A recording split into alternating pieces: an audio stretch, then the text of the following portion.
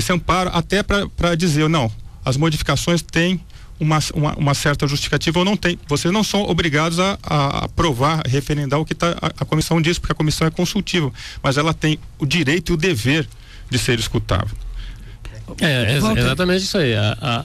O Conselho Municipal de Desenvolvimento Urbano realmente é um conselho consultivo, não é deliberativo, né? Mas ele tem que ser consultado. Que não se reuniu durante os 8 anos. Não é a Câmara que convoca. Mas tem que passar pelo presidente, que é mas é uma constatação. O Flávio, deixa eu dizer. Mas a lei diz assim, qualquer alteração que se proponha na lei, ela tem que ser ouvido o Conselho. Não importa de quem, não está dizendo se a alteração é do Executivo ou do Judiciário.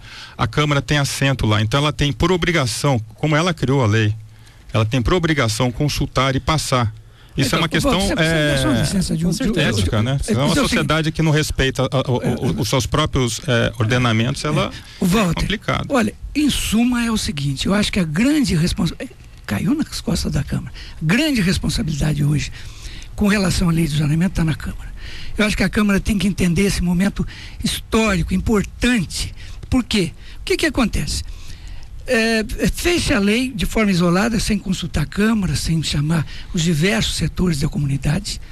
Depois sentou-se em cima dessa papelada. Isso é verdade, né? Sentou-se em cima dessa papelada.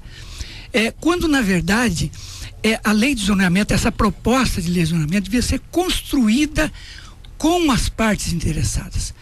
Produtores de espaço, loteadores, população, comunidade, Câmara. Mas de modo conjunto. De modo conjunto, ela tinha que ser construída dessa maneira. Mas tem uma coisa nesse país que ninguém afasta, sabe o que é? O poder público é inimigo do povo. E o povo fica de um lado e o poder público do outro. Isso não pode existir. Não é? O que é o poder público? Não é mais do que um instrumento, na verdade, de cumprimento, de satisfação dos interesses da comunidade. Mas não, é uma coisa terrível. Lá dentro ninguém pisa. Você vai sujar o tapete e tal, etc. Então, hoje, em suma, a Câmara de São José tem uma grande responsabilidade e precisaria de alguma maneira que esses prazos fossem diluídos, que o regimento interno permitisse alguma coisa de se esticar esse problema para as emendas, porque, na verdade, nós estamos na véspera de definir o futuro de uma cidade. E mais, aqui quantas e quantas vezes, nos 2 anos e 8 meses do programa dos verdes, dos ambientalistas anteriores, e todo mundo é testemunha, o Antônio Leite é testemunha, nós dizíamos o seguinte, gente, há 13 anos que a lei de uso e ocupação do solo não é modificada, a lei de zoneamento.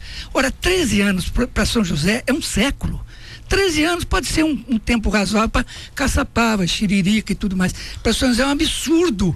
E não se... Mas ela foi modificada, é mentira isso. Sim. Ela foi desfigurada. Mas ela foi modificada pela própria necessidade. Não, ela foi por negociação. Se você voltar para 96... Não, eu defendo os vereadores. Não. Se você voltar para 97, o que acontecia na cidade, né? Nós éramos pobres de infraestrutura, por exemplo.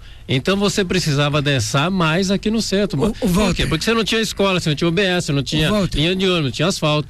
Depois que a cidade foi se enriquecendo, e aí você criou infraestrutura para a cidade, teve que fazer as modificações pontuais e ir para bem da cidade. Isso não tinha firme. Olha, e hoje nós estamos em situação pior, que nós estávamos em 97. Nós não melhoramos a cidade. Hoje, nós temos uma Secretaria de Transporte que está proibindo guias rebaixados em tudo quanto é canto, não pode estacionar em lugar nenhum, porque ele não tem um plano de transporte. Então, é falacioso dizer que melhorou, não.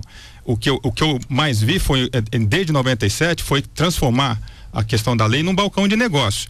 E se fosse realmente para bem da cidade, para discussão, por uma questão legal e ética, teria que passar pela Câmara, pelo Conselho. Jamais o Conselho foi chamado ou escutado.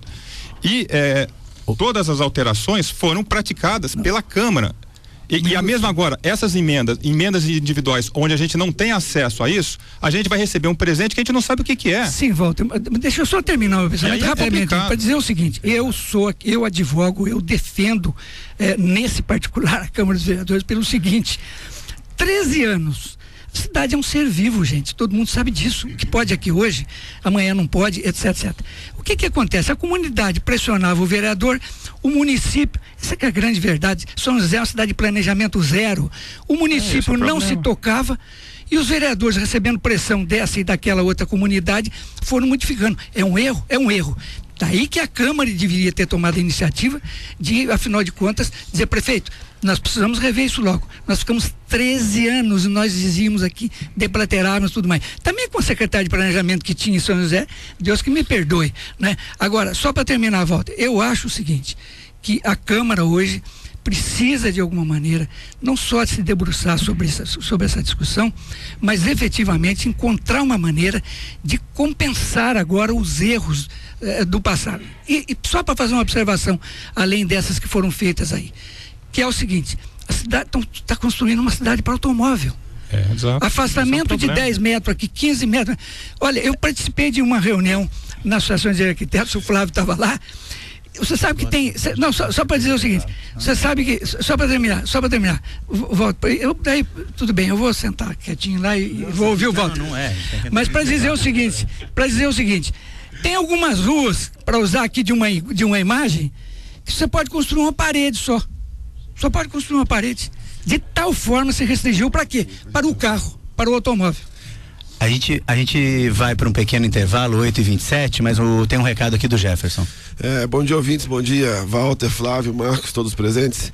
É que na verdade é bom esclarecer que hoje nós completamos o 4º programa sobre zoneamento. Então como iremos finalizar essa pauta no programa Planeta Verde, gostaria de informar que os telefones, nós abriremos telefones para recebermos, né, as demandas dos munícipes, 3941-9090 e no 3941-9090, e no próximo bloco voltaremos até para falar mesmo de transporte, né, que é uma situação muito delicada, tá ok? Então até daqui a pouco. Estamos apresentando o programa Planeta Verde, uma realização do Instituto Eco Solidário. Patrocínio Petrobras. Apoio Rádio Planeta Diário FM.